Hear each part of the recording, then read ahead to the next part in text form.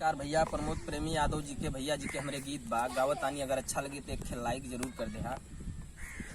कि नेहुता बिया है के भेजब खिसी आई बताना। अरे नेहुता बिया है के भेजब खिसी आई बताना।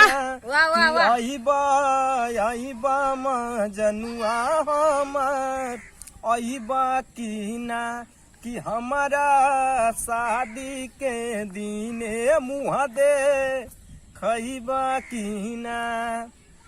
कि देखी गुरा हाथी हमार माड़ो में बैठ के।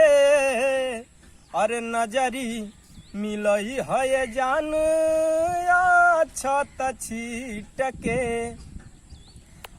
तने श्रद्धा दिल में बापू रईबा की ना तयबा अईबा मजनुआ हमार अईबा की ना।